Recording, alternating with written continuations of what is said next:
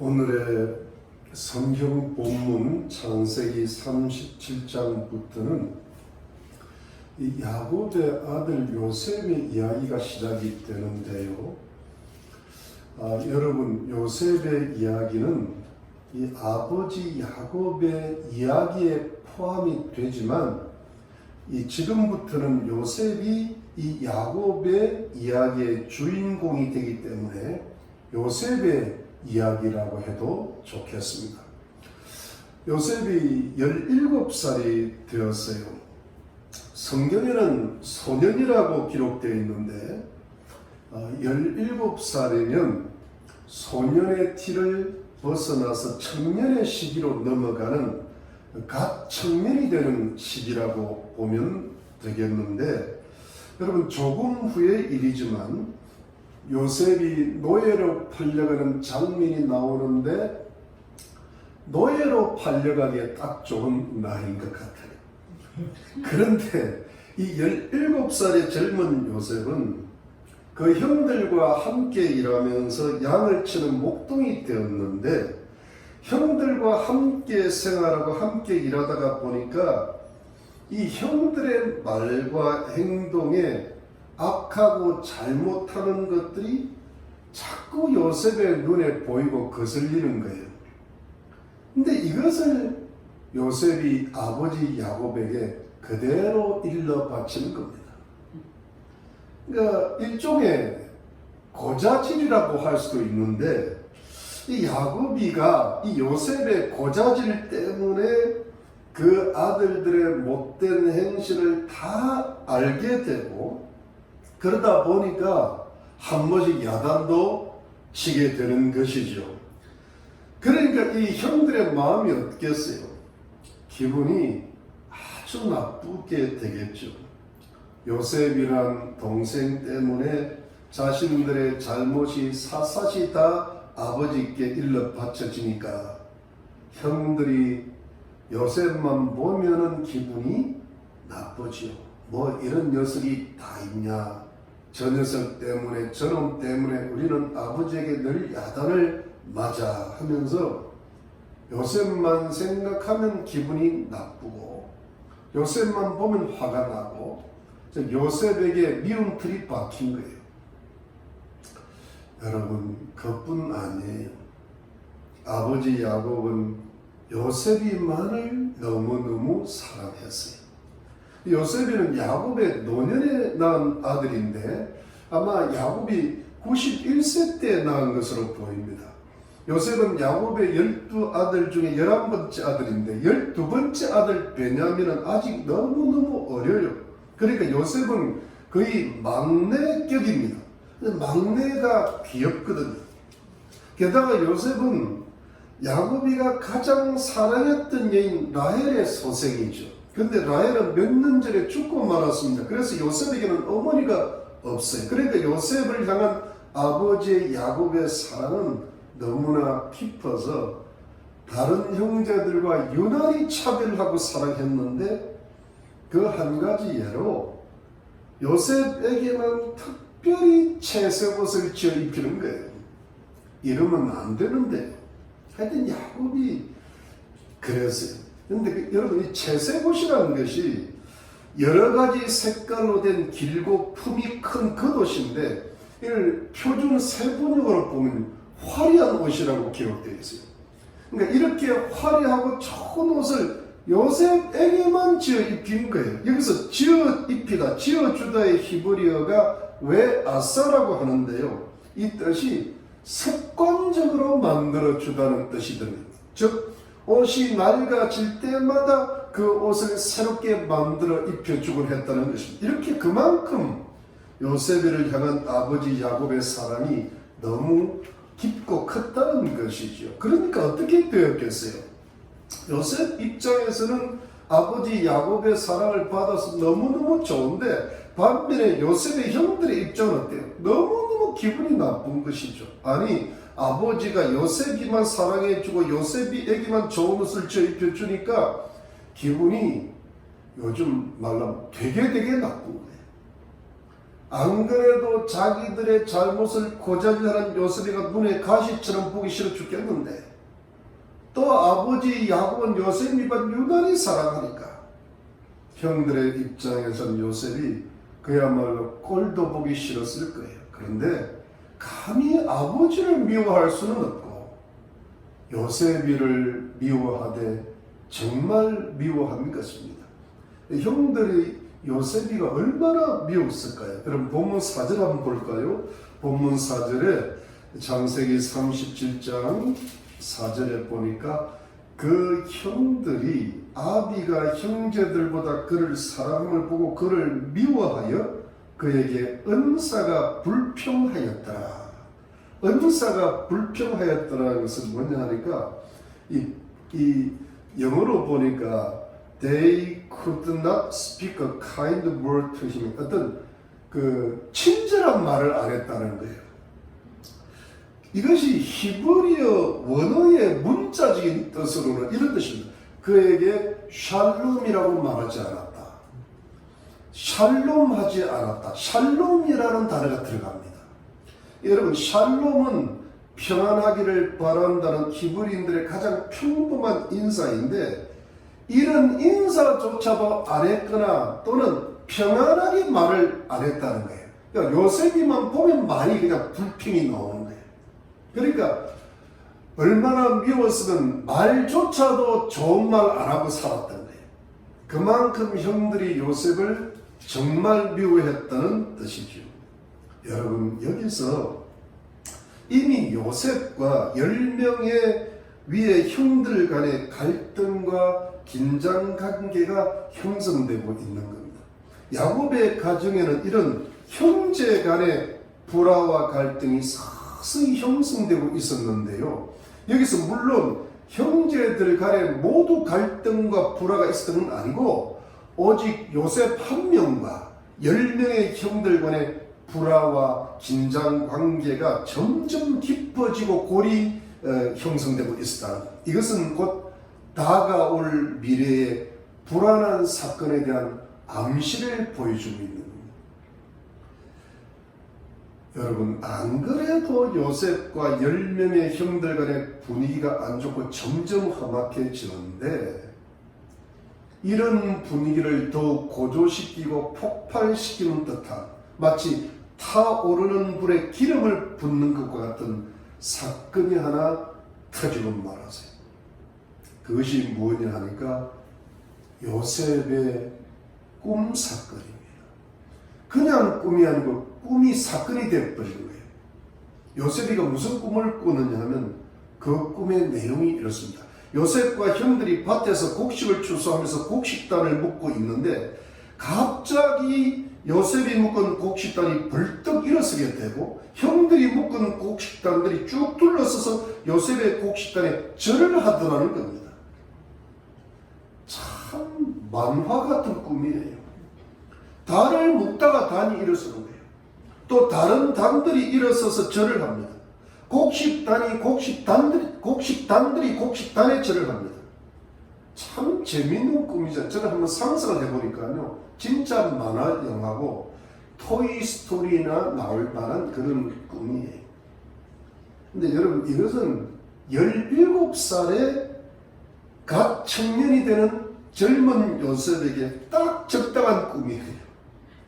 꿈의 내용을 알기가 너무 쉽잖아요.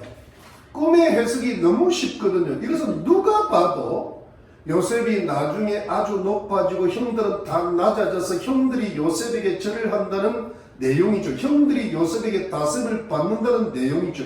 꿈 해몽이 너무 쉬워요. 그러니까 형들도 너무나 쉽게 꿈의 내용을 잘 이해하는데 여러분 8절 한번 보시죠. 8절 말씀 보니까 그 형들이 그에게 이르되 내가 참으로 우리의 왕이 되겠느냐 참으로 우리를 다스리게 되겠느냐 하고 그 꿈과 그 말을 인하여 그를 더욱 미워하더니 이런 뜻이죠. 아니 내가 우리들의 왕 된다고 내가 우리들을 다스린다고 하면서 형들도 꿈의 내용을 금방 알아본 겁니다. 그런데 문제는 무엇이? 이 꿈으로 인하여 요셉이를 더욱더 미워하게 된 것이 안 그래도 미워 죽겠는데 꿈의 내용이 요셉이 아주 높아지고 자기들은 다 낮아져서 요셉에게 절을 하고 다스림을 받는다고 하니까 이것이요 너무 속상하다 보니까 이제는 결국 돌이킬 수 없는 미움으로 발전을 하는 겁니다. 미움이 깊어지는 계기가 된 겁니다. 그런데 이것이 끝이 아니었어요. 요셉이 이제 타오르는 불에다 기름을 한 번 더 끼워 얻는 것 같은 꿈을 한 번 더 꾸는 겁니다. 좀 좋은 말은 아니지만 찔렀는데 또 찔른 거예요. 여러분 이번에는 어떤 꿈이에요? 이번에도 아주 간단한 꿈이에요. 해와 달과 열한 별이 자기에게 절을 하더라는 겁니다. 꿈 내용이 아주 간단해요. 이것도 진짜 만화 같은 꿈이잖아요. 해가 절하고 달이 절하고 열한 별도 절하고 꿈뻑꿈뻑 생각해봐도 그 참 만화 영화를 생각하면 너무 이렇게 생생하게 생각이 돼요. 모두 다 요셉에게 절을 합니다. 해와 달과 별들이 말입니다. 17살의 요셉이가 해몽하기에는 너무 쉬운 꿈이고 왜요? 해는 아빠, 달은 엄마, 11별은 10명의 형들과 1명의 동생, 다 11명이 있으니까 형제가 이 정도는 금방 해석이 되죠. 그런데 그들이 다 자신에게 절을 하고 이것은 요셉이 높아지고 그들이 다 낮아진다는 뜻이잖아요. 그런데 이 꿈을 또 형들에게 말을 해요. 그런데 이번에는 아버지 야곱에게까지 말을 해요. 왜요? 이번에는 해와 달, 즉 아버지와 어머니가 꿈에 포함이 되어 있으니까. 참 요셉이가 아직 어려가지고요. 철이 없어요. 요셉은 아직 지혜가 부족했던 것 같아요. 왜냐하면 이것을 형들에게 이야기하면요.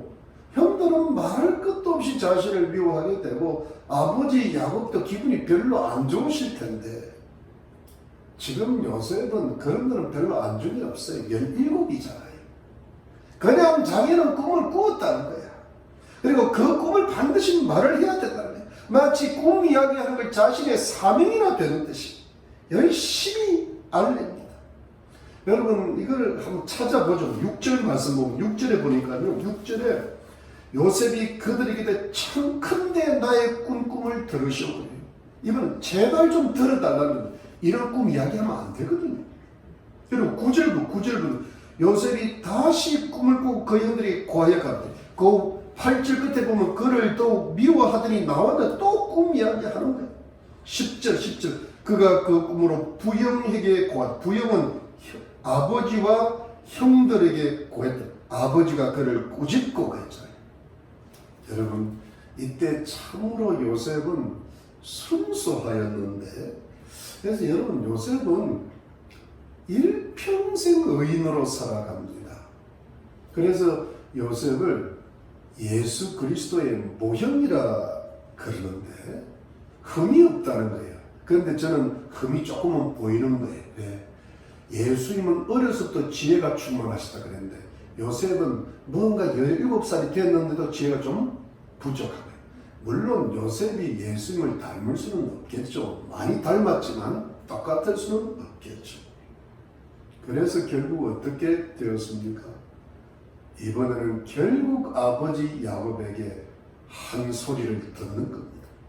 아버지에게 큰 야단을 맞아서 저는 읽었지만 10절에 꾸짖다는 말씀이죠. 이 꾸짖다는 것은요 히브리어로는 가을이라고 그러는데 아주 그냥 비명을 지를 정도로 엄하게 책망한다는 뜻, 그런 동사인데 야곱은 이번에는 요셉이를 정말 엄하게 꾸짖고 책망을 한 겁니다. 요셉이가 정말 자기 꿈 때문에 흥분이 되어도 절제를 못하고 할 말 안 할 말 다 하니까 한번 크게 호통을 친 겁니다. 야곱이가 듣기에도 해와 달과 별들이 절을 한다는 것이, 즉 아버지와 어머니와 형들과 동생이 다 요셉에게 절을 한다는 것이 당시에 절대적 가부장적인 제도 하에서는 있을 수가 없는 일이거든요. 말도 안 되는 일이거든요. 그래서 야곱에게 요셉이 호통을 쳤는데 사실은 야곱이 요셉이를 너무너무 사랑해서 그런 것 같아요. 왜 지금 이 요셉이가 참 아이가 착하고 선하고 의로운데 이 형들의 잘못을 자꾸 고자질하니까 형들이 요셉이를 미워하는 걸 왜 야곱이가 모르겠어요. 그러니까 형들과의 갈등이 그 긴장이 깊어지니까 그걸 조금 완화시키려고 이러다가는 요셉이가 진짜 미움을 받아서 무슨 일을 당할지를 모르니까 그걸 이렇게 중간에서 이렇게 절제시키고 보호하기 위해서 요셉이를 강하게 책망하였을 것입니다. 아버지의 사랑이죠. 근데 오늘 본문에 봐도 그럼에도 불구하고 그 요셉의 꿈 이야기를 야곱이 가슴에 담아두었다 그러잖아요. 왜냐하면 야곱이는 꿈을 꾸어본 사람이기 때문에 이 꿈이 보통 꿈은 아니라는 것을 야곱이는 영적인 사람이기 때문에 가슴에 간직한 것이죠. 자, 여러분, 그런데 일은 이미 시작되고 있었어요. 이 요셉의 두 번째 꿈 때문에 형들은 정말 심각한 지경까지 갔습니다. 여러분 11절 말씀 11절에 보니까 그 형들은 시기하되 그 아비는 그 말을 마음에 두었더라. 이게 이제 형들과 아버지의 마음이 다르는데 형들은 뭐 시기를 하는데 여러분 여기서 시기라고 할 때는요 히브리어로 긴이라고 해서 그냥 보통 사람들이 그냥 적당히 미운 상태에서 그냥 부러워서 시기 질투하는 정도가 아니고 이미 마음에 미움이 있는데 그 미움을 폭발시키는, 격동시키는, 그래서 얼굴이 붉어지는, 분노로 인해 얼굴이 붉어지는 상태를 뜻합니다. 그러니까 미움보다도 강하고 깊은 격정적인 성격을 가리키는데요. 이것이 마음이 사람이 너무 미우니까 확 이렇게 끌어오는 상태 있잖아요. 이것은 마치 가인이 아벨이 미워가지고 아벨에 대해서 가진 감정을 뜻하는 것이 있는데요. 여러분 창세기 4장 5절에 가인이 심히 분하여 안색이 변하니 이와 같은 동질한 겁니다. 에서가 야곱에 대해서 가진 감정이 있었는데 창세기 27장 41절에 에서가 야곱을 미워하여 심중에 이르기를 아버지를 곡할 때가 가까웠으즉 내가 내 아우 야곱을 죽이리라 하였더니 동질한 감정이에요. 사람이 너무 미우니까 마음이 확 달아오르고 얼굴이 확 붉어지면서 바로 이 다음이 사람을 죽이려는 행동으로 이어지는 마음의 상태를 뜻하는 것이죠. 결국 성도님들, 이 요셉의 형들의 요셉을 향한 미움의 감정이 어디까지 도달했다는 것일까요? 형들이 요셉을 죽이고자 했던, 죽이고야 말리라 했던 지경까지 도달했다는 겁니다. 형들이 요셉을 죽이고자 하는 것은 다음 주에 계속되죠. 다음 주에 예배 드리면 꼭 들으시게 될 것입니다. 네, 여러분 오늘의 성경 본문은 성경 창세기 37장 요셉 이야기가 시작되면서요 형들이 요셉을 죽이고자 하는 행동까지 가게 된 배경을 잘 설명하고 있습니다. 이런 지경까지 오게 된 이유가 여러 가지가 있었다는 거예요. 요셉의 형들의 잘못을 고자질했다든가 야곱이가 요셉 말을 특별히 사랑했다든가 하는 것인데 그런데도 형들이 요셉을 죽여버려야겠다는 결정적인 시점까지 가게 된 것은 무엇보다도 요셉이가 꾼 꿈들 때문이라는 것이죠. 요셉이 꿈을 두 번이나 꾸었죠. 형들이 정말 싫어하고 미워할 만한 꿈을 두 번이나 연거푸 꾸었습니다. 이 꿈을 아버지 야곱이도 요셉이를 크게 책망할 정도였습니다. 물론 요셉이가 아직은 어려가지고 그 꿈을 철없이 발설하고 알려주는 바람에 일이 커지기는 했지만 17살의 청년이 그런 꿈을 꾸고 나서 입을 다물고 침묵하고 있다는 것은 불가능에 가깝거든요. 뭐 27도 아니고 37도 아니고 여러분 47, 57, 67이라도 우리 할 말 다 하잖아요. 꿈꾸면 바로 이야기하잖아요. 근데 17살짜리가 이런 큰 꿈을 꾸고 나서 어떻게 입을 다물고 얘기했어요? 여하간 요셉의 꿈 때문에 오히려 요셉은 형들에게 미움을 당하게 되고, 그러다가 죽을 고비를 넘기고는 애굽의 노예로 팔리고 애굽의 제수가 되는 큰 고난을 당하게 되죠. 이 큰 고난의 기간이 무려 13년이나 됩니다. 이 고난은 요셉의 꿈 때문이었죠. 그래서 사랑하는 성도님들, 사실 요셉이 꾼 꿈은 요셉의 꿈이라기보다는 하나님의 꿈이라고 하는 것이 맞습니다. 이것은 요셉이 스스로 꾼 꿈이 아니라 하나님께서 요셉에게 꾸게 하신 꿈이기 때문입니다. 이 꿈은 무슨 요셉의 평소 때 희망사항이나 불만사항이나 어떤 잠재적인 의식이 꿈으로 나타난 게 아니고요. 이것은 하나님께서 요셉에게 두 번이나 연달아 꾸게 하셨던, 그러니까 두 번이나 연달아 꾼다는 것은 하나님이 작정하셨다는 겁니다. 하나님이 반드시 이루게 하신다는 꿈입니다. 그래서 이것은 요셉의 꿈이지만 하나님의 꿈이에요. 요셉을 향하신 하나님의 꿈이죠. 하나님의 꿈이란 무엇이? 하나님의 특별 계시를 가리킵니다. 이제는 하나님의 말씀인 성경이 완성되었으므로 오직 성경만을 하나님의 특별 계시라고 하는데, 물론 지금도 꿈이나 환상이나 신비한 체험이 하나님의 계시라고는 할 수 있지만, 그러나 그것이 특별 계시라고는 해서는 안 됩니다. 그것이 신학적인 입장입니다. 그러나 특별 계시인 성경 외에 어떤 우리가 평소 때 꾸는 꿈이라든가 또 어떤 환상이라든가 어떤 신비한 체험은 특별 계시는 아니지만 보통 정도의 계시라고는 할 수 있겠죠. 그러나 요셉 당시에는 성경이 없었습니다. 그래서 그때는 꿈이나 환상이나 하나님의 음성이나 천사의 나타남, 이런 신비한 체험들이 하나님의 특별 계시의 통로였어요. 하나님께서 꿈들이나 환상이나 음성 등 통해서 미래에 이루어질 하나님의 뜻을 계시하셨죠. 꿈을 꾸는 일들이 많거든요. 야곱도 꿈을 꿨죠. 아브라함은 환상을 봤죠. 또 여러분 예수님의 육신의 아버지라는 요셉도 꿈을 통하여 인도를 받았잖아요. 그래서 여러분, 요셉의 꿈은 하나님의 꿈이 되는 것이고 하나님의 계시가 되는데, 이것은 미래의 야곱의 가정이 이루어질, 특별히 요셉을 통하여 이루어질 하나님의 거룩하신 뜻을 요셉의 꿈을 통하여 하나님께서 미리 계시하시는 것이죠. 그런데 요셉에게 주신 하나님의 꿈의 최종적 성취가 뭐예요? 이것은 결국 요셉이 높아지는 거거든요.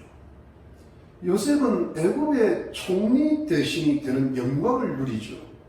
그런데 형들은 어떻게 돼요? 아주 낮아지는 거죠. 야곱 가족 모두가 요셉의 다스림을 받게 되는 거죠. 나중에 애굽에서 야곱 가문 전체가 요셉 덕분에 생계를 꾸려가게 되거든요. 이것이 꿈의 내용이고 꿈의 성취죠. 꿈대로 이루어진 겁니다. 그런데 여러분, 요셉에게 주신 하나님의 꿈이 성취되는 과정은 무엇일까요? 꿈이 이루어지는 과정은 어땠을까요? 요셉의 넘치는 고난이죠. 형들은 요셉을 극도로 미워하여 죽이려고 하다가 겨우 마음을 바꿔서 애굽의 노예로 팔아버리고, 요셉은 애굽에서 그야말로 죽을 정도로 고생을 하죠.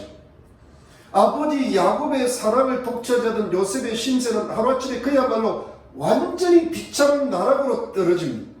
노예가 되었다가 억울하게 제수도 됩니다. 아주 비참하게 됩니다. 요셉은 크고 긴 고난을 당했습니다. 그 이유가 무엇입니까? 하나님의 꿈 때문이었죠.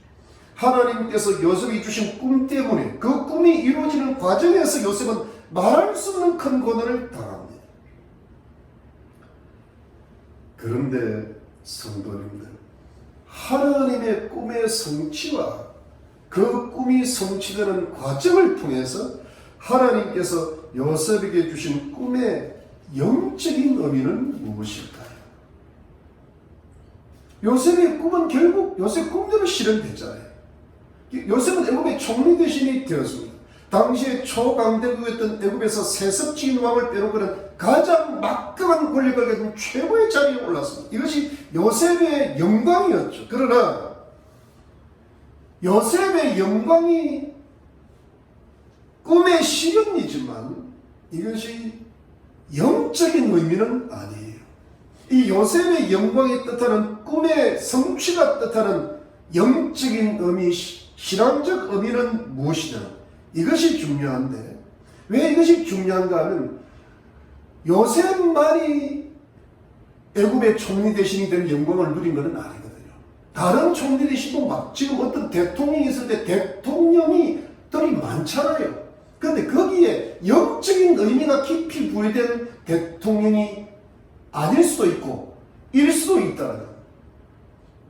그런데 요셉의 꿈이 이루어지고 총리 대신 되는 영광을 받았는데 그 속에 흐르는 영적인 의미는 뭐냐입니까? 이 요셉의 영광을 통하여서 하나님의 오묘막측하신 경륜이 이루어져 가는 것이죠. 하나님의 구속사적인 섭리가 이루어지고 있었어요. 요셉은 자신의 영광과 권력을 이용해서 애굽과 가나안 지역과 그 주변 나라들에 대해 닥친 극심한 흉년을 물리치고 애굽을 부유한 강대국으로 만들면서 그 과정에서 가나안 땅의 아버지 야곱의 가족들을 전부 애굽으로 이주시키고 바로 그 애굽에서 야곱 가족은 세상에 있는 하나님의 나라를 상징하는 이스라엘 민족으로 크게 발전하게 되는 하나님의 경륜과 섭리를 이루어 나가는 것이죠. 그러니까 애굽에 전박자 한 100여 명의 가족이 내려갔는데 몇백 년 후에 200만 이상의 이스라엘 대민족으로 성장하는 가족. 그 하나님의 경륜과 섭리를 위하여 이 야곱의 영광이 필요했던 거예요. 이 하나님의 크신 경륜과 섭리를 하나님께서 이루시기 위해서 하나님께서 요셉에게 하나님의 꿈이라는 것을 주셨죠. 그리고 그 요셉의 꿈이 성취되는 영광도 보게 하셨는데 그 꿈이 성취되는 과정에 요셉에게 큰 고난도 있게 되었는데 야곱 가족을 이스라엘 민족으로 만드시기 위해서 이 땅에 하나님 나라를 건설하시기 위해서 하나님의 크신 경륜과 섭리를 이루어 나가시기 위해서 요셉의 꿈의 성취와 그 과정이 있었는데 여러분 바로 여기에서 요셉의 세상적이고 현실적인 영광과 또 세상에서 받았던 고난의 외적인 모습을 다 제외해버리고 빼버리고 요셉을 아주 영적이고 신령한 눈으로 요셉의 내적인 모습만을 바라본다면 요셉을 향하신 하나님의 꿈은 무엇인가요? 그것은 요셉을 위대한 하나님의 사람으로 만드시고 탁월한 하나님의 종으로 만드시기 위함이었던 것입니다. 그래야 요셉이 하나님의 그 크신 경륜과 그 크신 구속사적인 섭리에 쓰임받을 수 있는 하나님의 사람이 될 수 있었기 때문입니다. 그래야 하나님이 쓰시는 사람이 될 수가 있었기 때문입니다. 이것이 하나님의 꿈의 내적인 명이죠. 여러분 또한 다른 부류의 사람들도 마찬가지예요.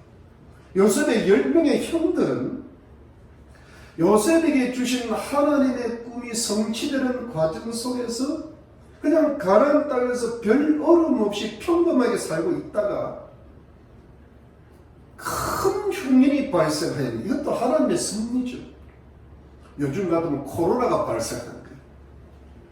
그리고 애굽의 양식을 구하러 갔다가 우여곡절 끝에 총리 대신이 된 요셉을 만나게 되고 그리고 흉년을 피하여 애굽으로 갔는데 그때부터 어떻게 돼요?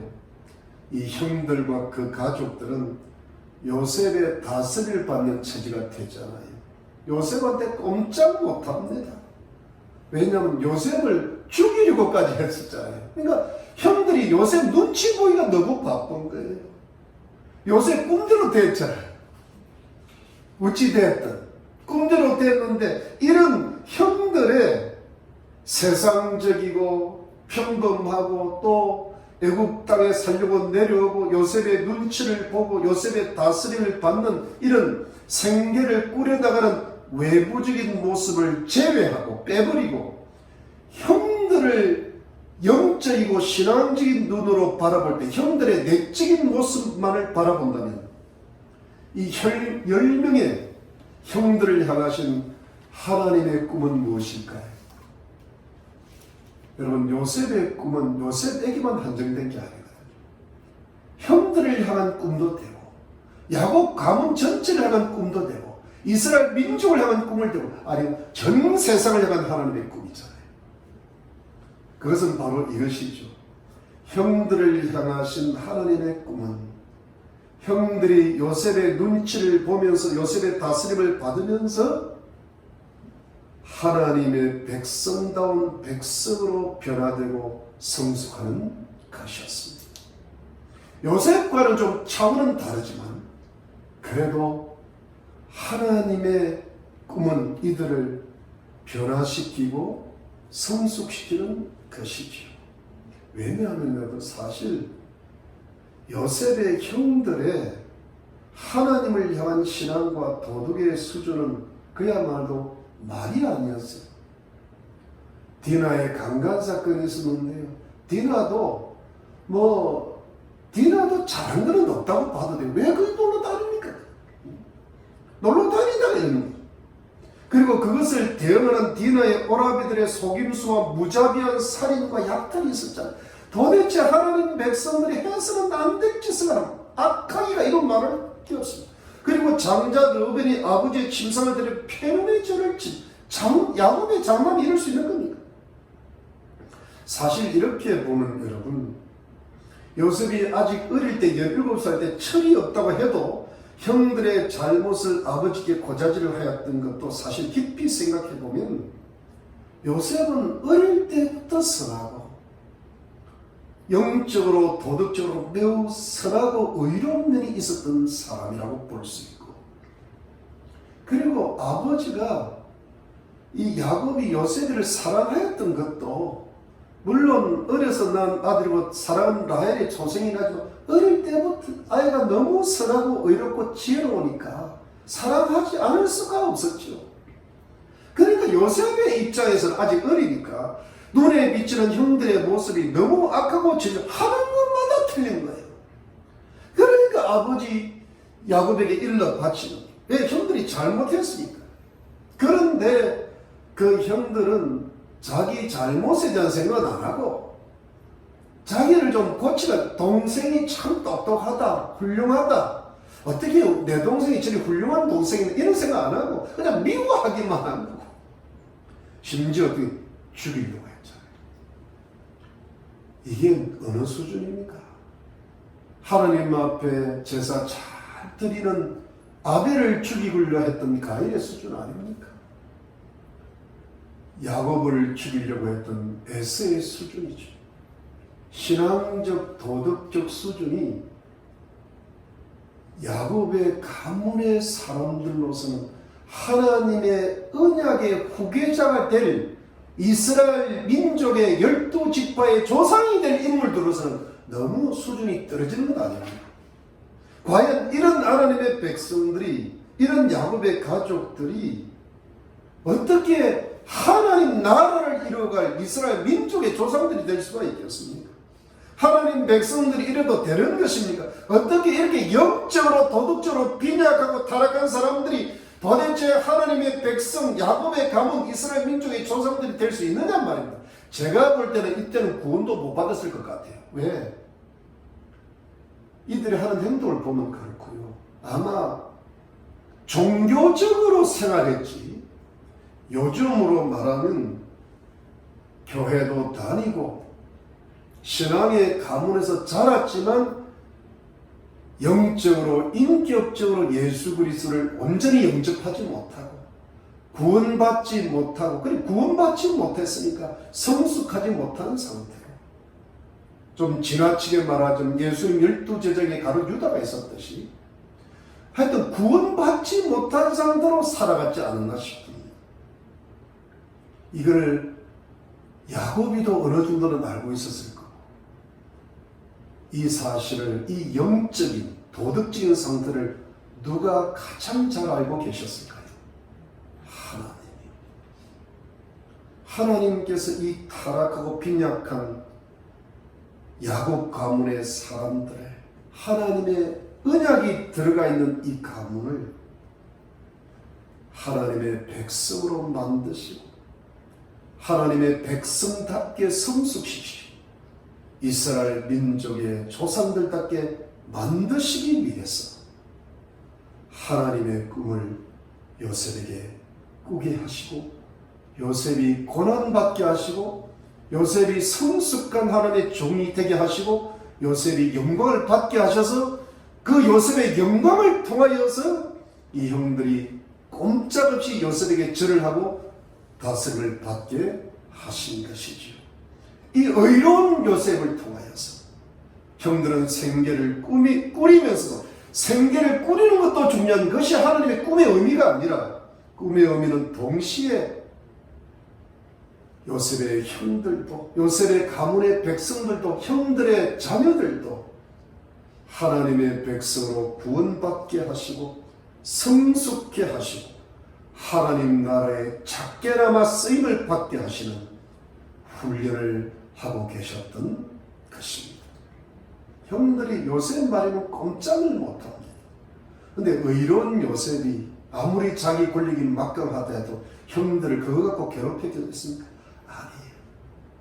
제발 하나님 잘 섬기라고, 제발 하나님 말씀대로 사시라, 형들끼리 서로 싸우지 말라고. 나중에 그런 게 나옵니다. 이게 뭐냐면 하나님 백성으로 만들게 하시는 것이 하나님의 섭리라는 걸 이미 요셉은 간파하고 있는 것이죠. 하나님의 경륜을 알고 있던 사람이, 그래서 이 요셉이라는 위대한 종을 통하여서 형들이 요셉의 가르침을 받게 하시고 다스림을 받게 하심으로 하나님의 거룩한 백성들로 변화되고 성숙해 가면서 요셉에게 주신 하나님의 꿈이 성취되어 가고 있었던 것입니다. 이것이 요셉에게 주신 하나님의 꿈의 의미죠. 사랑하는 성도님들, 오늘의 본문 말씀이 요셉에게 주신 하나님의 꿈이 오늘날 우리에게 주시는 영적인 교훈은 무엇입니까? 그것은 우리의 인생 전체가 하나님의 사람으로 구원받고 하나님의 사람답게 성숙하고 하나님의 영광을 위하여 쓰임을 받는 존재로 변화되어 나간다는 것입니다. 이것이 우리를 향하신 하나님의 꿈이에요. 하나님의 꿈이라는 것은 넓게 말하는 이 모든 우리 개인의 인생사와 이 세계사가 전부 하나님의 꿈이죠. 하나님의 꿈은 새하늘과 새 땅과 새 예루살렘까지 가 계시더라도 이 하나님의 꿈이 우리 모두에게 있는 줄로 믿는 것입니다.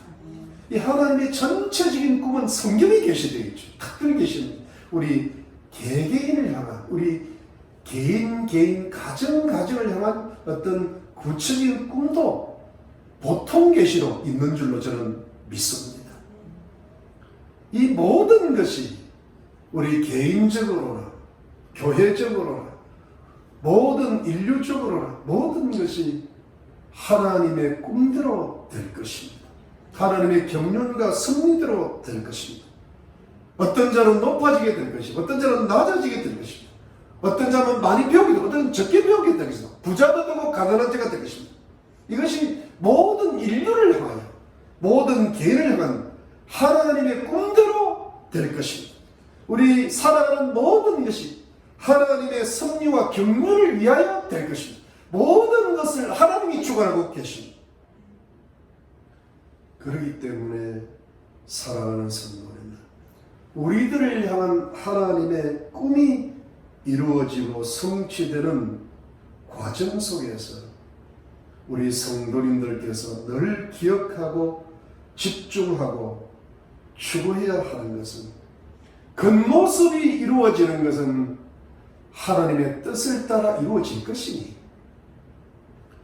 내가 지금 하나님의 사람으로 구원을 받고 하나님의 사람답게 성숙을 이루어 나가고 내가 과연 하나님의 영광을 위하여 쓰임을 받는 사람이 되어가고 있는지 항상 하나님 앞에 영적이고 신앙적이고 도덕적인 질문을 하셔야 할 것입니다.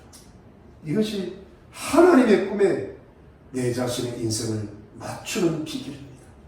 이것이 인생의 영적인 의미가 될 것입니다. 이것이 빠져버리면, 이것이 삐뚤어지면 인생의 신앙적 영적인 의미를 놓쳐버리는 겁니다. 총리 대신이 되고 먹고 살고 높아지고 낮아지고가 진짜 가치가 아니라 진짜 문제가 아니죠. 왜냐하면 총리 대신이 요셉이 아니라도 총리 대신이 될 수 있고, 요셉의 형들이 아니라도 낮아질 수가 있고, 수많은 사람들이 이 세상을 살아가고 그 당시를 살아갔죠. 세상적인 모습, 현실적인 모습으로 세상을 살아가는 것도 하나님의 경륜을 이루는 데 필요하겠지만, 그러나 인생의 가장 본질적인 것은 그 겉모습의 가운데로 관통하는 영적인 의미예요. 하나님의 꿈을 통해서 요셉은 위대한 하나님의 종으로 성숙했잖아요. 그러니까 고난을 당해도 거기에 영적인 의미가 있는 겁니다. 왜? 하나님의 종으로 성숙하는 과정이잖아요. 그렇잖아요. 그리고 어떤 요셉의 눈치를 봐도 눈치 보는 게 중요한 게 아니라 거기에 하나님의 뜻이 있었잖아요. 하나님의 사람으로 변하도록 하는 성숙하는 과정이죠. 그러니까 우리가 때로는 가난할 때도 있고 때로는 부자가 될 때도 있고 높아질 때도 있고 낮아질 때도 있지만 그 속에는 뭐가 있습니까?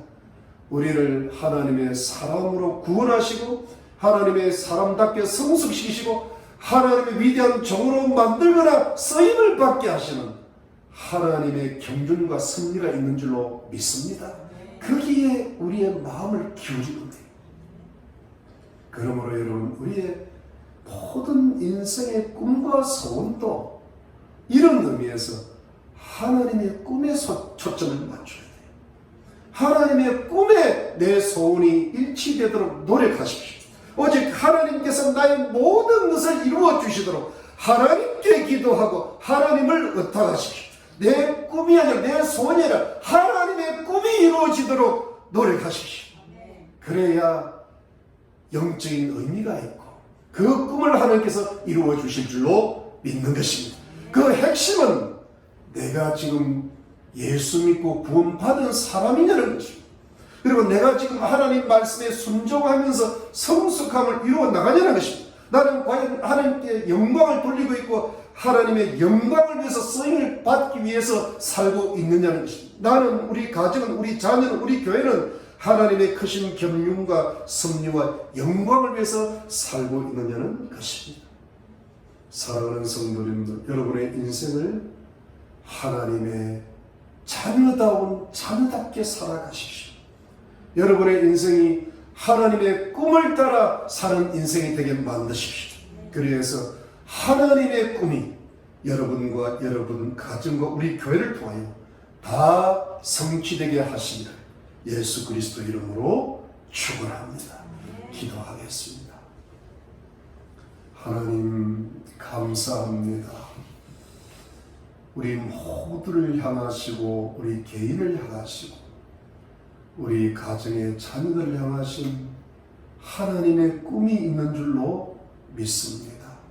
그 꿈을 이루어가시는 과정 속에 우리가 하나님 앞에 어떤 삶으로 살아야 되는지, 우리가 그 꿈을 이루어가시는 과정 속에 하나님께서 우리가 어떤 사람이 되기를 원하시는지 항상 영적인데 마음을 집중하게 하시고 그 꿈을 떠나지 말게 하시고 우리의 소원이 하나님의 소원에 일치되게 하셔서 우리가 하나님의 사람으로 만들어져 우리를 향하신 하나님의 꿈이 다 성취되게 하시고 하나님께 영광을 올려드리는 복된 성도들로 만들어 주시옵소서.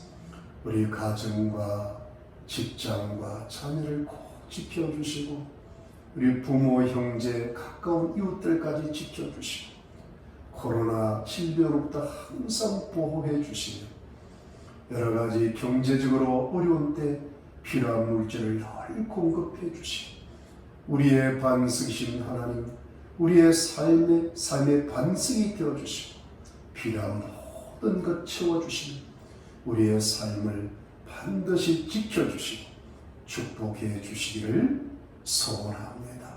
주님께서 우리 교회의 모든 앞날도 인도하시고 거룩한 성도들이 되어 우리 교회를 향한 하나님의 꿈이 이루어지게 해 주시옵소서. 감사드립니다. 예수님 이름으로 기도드렸습니다. 아멘. 여러분, 오는 화요일날은 제가 잠시 출타하기 때문에 화요일날 좀 성경 공부가 없겠습니다.